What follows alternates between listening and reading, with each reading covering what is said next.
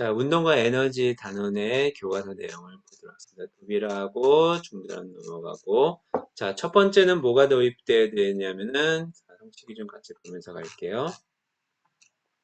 등성운동 나오니까 처음에 뭐가 있어야 되냐면, 속력이라고 하는 것이 무엇인지 알아야 되죠. 그래서 처음에는 속력을 도입하기 전에 운동이 무엇인지를 알아야 합니다. 그래서 운동한다. 그 다음에 그래서 이제 운동하는 물체가 얼마큼 빠르냐라는 걸 통해서 속력이라고 하는 거를 정의를 합니다. 그래서 같은 시간 동안 이동한 거리. 그래서 빠르기는 이동 거리를 갖거나 이동하는 걸린 시간이 같으면 빠르기를 비교할 수 있다고 그랬죠. 그래서 그걸 이용해서 속력이라는 걸 정의를 합니다. 속력의 정의는 단위가 여러 개 쓸 수 있기 때문에 단위의 변환 관계도 제시가 되어 있고 공식 들어가고 있죠. 사실은 우리가 쓰는 속력이 평균 속력인데 속력이 그 이렇게 쓰면은 걸린 시간 이동 거리가 쓰기 이게 평균 속력이잖아요. 근데 뭐 구체적으로 그 밑에처럼 이렇게 따로 또 표시를 하기도 합니다. 자, 그래서 운동 중에서 이렇게 이 빠르기가 일정한 운동을 등속 운동이라고 하고 또 특별히 평력과 운동만이 모두 일정한 운동을 등속식소 운동이라고 한다라고 설명을 하고 있습니다. 안에 등속운동의 특징 알아보기라고 하는 거, 여기 성취기준 1번에서 시간, 거리, 시간 속력의 관계를 알아야 된다 그랬잖아요. 그리고 다음에 보면은 여기 어디 갔어? 운동 데이터를 제시하는 분석하도록 하라 돼 있죠. 그래서 데이터를 그림으로 제시해주고 이동거리 시간에 따라서 구하고 이동에 따른 구간별 평균 속력을 구하고 그 다음에 이 그래프로 나타내서 뭐 이해하는 활동들을 하게 합니다.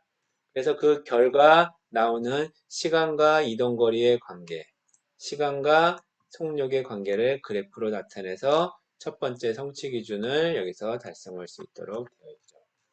자, 그 다음에 두 번째 자연학화 운동. 그래서 자연학화 운동을 분석해라는 거였죠. 자연학화 운동 정의 들어갔고요. 그 다음에 자연학화 운동의 데이터를 시간에 따른 위치 데이터를 여기 있는 것처럼 이렇게 제시를 해주고 그걸 가지고 읽는데 좀 어려움이 있을 수 있으니까 아예 데이터를 위치값도 제시를 해줍니다.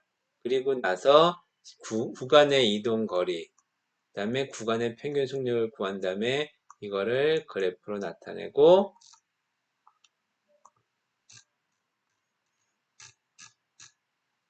분석을 하는데 그때 결과를 여기처럼 기술을 했죠. 시간과 속력의 관계가 이렇게 직선 형태로 나타나고 이때 요것이 점점 커진다라고 하는 것을 볼 수 있죠. 그런데 낙하산이 펴져가지고 로봇이 등속 운동하게 되는 이런 경우라면은 속력이 일정하고 이 구간 속력이 여기 보면은 이 구간 간의 속력이 똑같잖아요. 이동 거리가 똑같잖아요. 이걸 가지고 등속 운동과 자연학화 운동을 모두 다 설명을 하는 식으로 이렇게 구성을 이 교과서에서는 했습니다. 자, 그 다음에 여기 보면은 자연학화 운동에서 질량이 되는 여러 가지 물체의 시간 속력 변화 관계 비교하기라고 되어 있잖아요. 그래서 스마트폰을 이용해서 실제 촬영을 해서 운동 분석하는 그래서 질량이 다른 두 물체니까 여기 보이는 것처럼 골프공이나 탁구공 이런 걸 이용해서 실험을 수행을 하게 합니다. 그래서 구간 이동 거리, 구간 평균 속력, 속력의 변화를 측정하게 해서 이 속력의 변화가 일정하다라고 하는 것들을 보이게 합니다.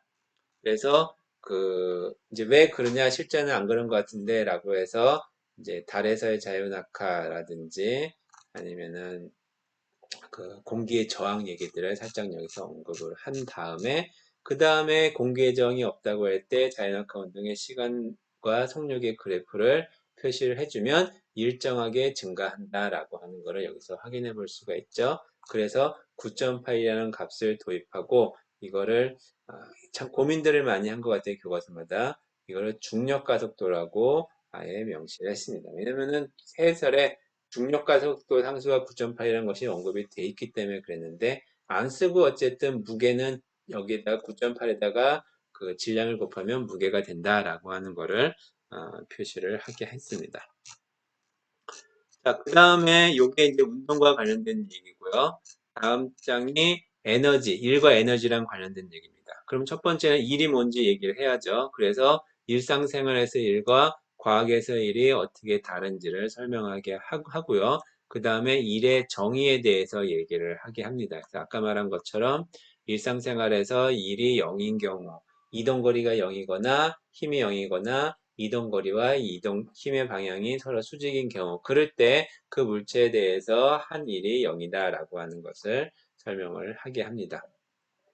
그 다음에 일이 어떤 일을 할 수 있는 능력으로서 에너지라는 것을 도입을 하고요. 그래서 일의 이거 같이 그 줄이라는 단위를 쓴다라는 것까지 담고 있습니다. 그 다음에 이제 위치 에너지와 운동 에너지를 도입을 하는데 어떤 위치에 있는 물체가 일을 할 수 있는 능력이 위치 에너지, 특히 중력 위치 에너지라고 얘기를 하고요. 얘가 떨어지면은 그게 이제 일을 한다라는 거는 같이 설명되어 있습니다. 다음에 움직이는 물체 같은 경우에 가지고 있는 에너지를 운동 에너지라고 한다. 그래서 이 운동 에너지가 역시 일을 한다라는 말로 도입을 하고 있습니다. 여기에서 운동 에너지 위치에나면 여러분들 잘 알고 있는 MGH, 2분의 MV제곱 이런 게 나올 거라고 생각하는데 그거는 여기 단원이 아니라 이 다음 단원에 해당되는 내용이라서 여기서 포함이 되고 있지 않습니다. 그리고 위치 에너지, 운동 에너지를 가지고 있는 예조사기에서 이렇게 놀이공원에서 위치 에너지, 운동 에너지 예를 조사하고 그 다음에 일상생활에서 찾아보고 일상생활에서 각자 조사하는 걸로 그 내용들을 마무리 짓고 있습니다. 자, 그 다음에 중력에 의한 위치 에너지의 크기를 이제 확인하는 과정이 이제 뒤에 붙어 있는 거죠. 그래서 중력에 의한 위치 에너지의 크기를 보기 위해서 이렇게 실험을 통해서 수행하는데 이거 실험은 결과 사실은 잘 안 나와요. 그래서 아예 데이터를 제시를 합니다.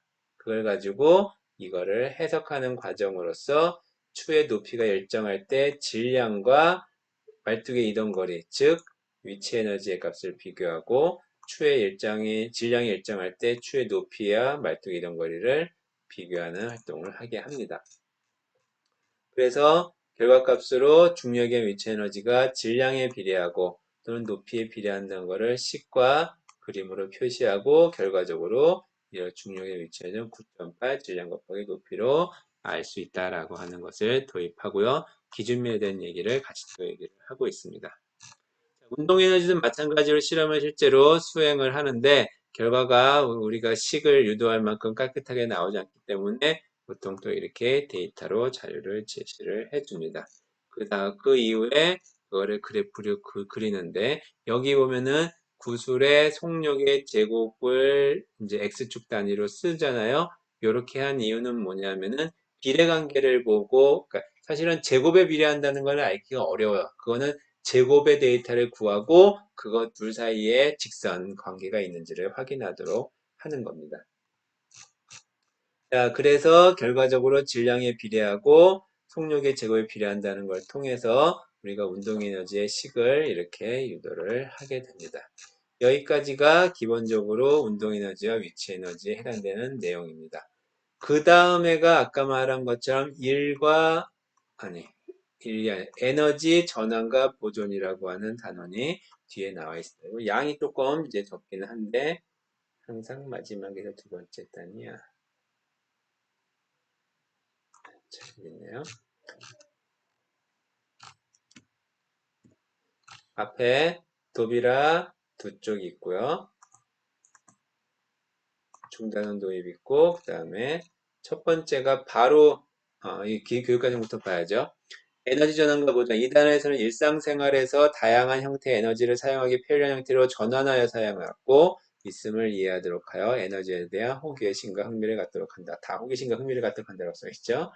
전기에너지는 발전기에서 역학적 에너지로부터 전환된 것이며 필요에 따라 다양한 형태의 에너지로 전환되어 사용되고 있음을 알도록 한다. 또 에너지가 전환되는 과정에서 총량이 보존되도록 이해하도록 한다. 그래서 첫 번째가 위로 던진 물체의 운동과 자연학화 운동에서 위치 에너지의 운동 에너지의 변화를 역학적 에너지 전환과 역학적 에너지 보존으로 예측할 수 있다. 사실 앞부분에 붙으면 좋을 거라고 생각이 들었습니다. 그러니까 역학적 에너지 전환과 보존이고요. 그 다음에 요게 바로 자석의 운동에 의해서 전류가 발생하는, 그러니까 전자기 유도에 해당되는 내용들을 도입하라는 거고요. 그 다음에 이거는 일반적인 그냥 에너지 전환과 보존에 대해서 얘기를 하라고 되어 있습니다. 자, 첫 번째가 잠깐만요. 요거는 두 번째 중전원이고 앞에 중전원으로 가야지. 첫 번째가 역학적 에너지 보존과 관련된 얘기잖아요. 그래서 앞에서 했던 거하고 이어지지 않았기 때문에 좀 학생들이 이해하는데 어려움을 가질 거라고 생각이 들어요. 왜? 운동의 주체에서 다 까먹었을 테니까. 자, 첫 번째 위치 에너지, 운동 에너지 설명하고 역학적 에너지라는 걸 설명하고요. 그 다음에 위로 던진 물체 운동, 자연학화 물체 운동 하라고 했죠. 그래서 위로 던진 물체 운동에서 역학적 에너지를 구하는 과정을 처음에 올라갈 때, 출발할 때, 더 올라갔을 때, 많이 올라갔을 때를 이렇게 구해 보도록 하고 있습니다. C는 속도 흥력이 제로니까 최고점이가 해당되는 거겠네요. 그래서 위로 올라가는 동안의 역학적 에너지가 위치 에너지, 운동 에너지가 합이 항상 일정하다라는 것을 보여주고요. 그 다음에 자연학화 운동은 왜 없지? 자연학화 운동은 그 반대라고 설명하면서 그냥 말로만 설명을 하고 있습니다. 다음에 에너지가 전환될 때 에너지의 양이 일정하다라고 하는 거. 그러니까 에너지 전환, 다양한 형태로 에너지가 존재하고 그런 에너지를 변환될 수 있다라는 걸 설명하고 그때 총합은 일정하다. 그걸 에너지 보존 법칙이라 한다라는 것까지 설명을 하고 있습니다. 그 다음에 이제 전자기 유도에 해당되는 에너지의 그 발생과 관련된 얘기를 합니다. 자석의 운동으로 에너지를 만들 수 있다라고 하면서 간단한 손발전기 만들기 활동을 제시를 하고 있고요. 그 다음에 어떻게 움직일 때 전자기 유도를 통해서 유도 전류가 만들어진다는 것을 간단한 실험 활동을 통해서 알 수 있도록 제시가 되어 있고 이것이 역학적 에너지가 전기 에너지로 전환되는 거니까 그와 관련되는 그 예들을 찾도록 되어 있습니다. 자, 그 다음에 전기 에너지가 되기 때문에 전기 에너지의 양, 그러니까 전력, 소비 전력 이런 얘기들을 나오고 있습니다. 그래서 전기 에너지의 전환 과정들을 학생 활동으로 구할 수 있도록 하고 그 결과 다양하게 어떻게 전기 에너지가 사용되는지를 설명을 하고 있습니다. 그 다음에 전력량, 그 다음에 전력, 소비 전력이네요. 요것들을 정의를 해서 에너지에 대한 내용을 포함시키도록 하고 가정에서 사용하는 간접적인 소비 전력 찾아서 비교해 보도록 하는 내용까지 담고 있습니다. 소비 전력과 비교해서 설명하도록 되어 있었죠.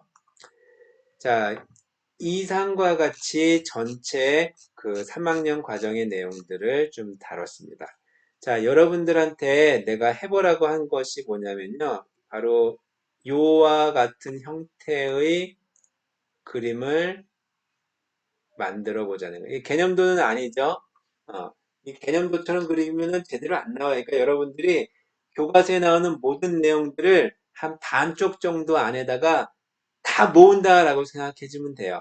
이거는 그 중에 하나의 예가 될 수 있는 거죠. 꼭 이런 식으로 표현할 필요는 없고 어쨌든 글씨든지 그림이든지 뭐 문장이든지 단어든지 어쨌든 교과서에 나와 있는 모든 내용들을 여기다 담아가지고 여러분들이 표시를 하면 될 것 같아요.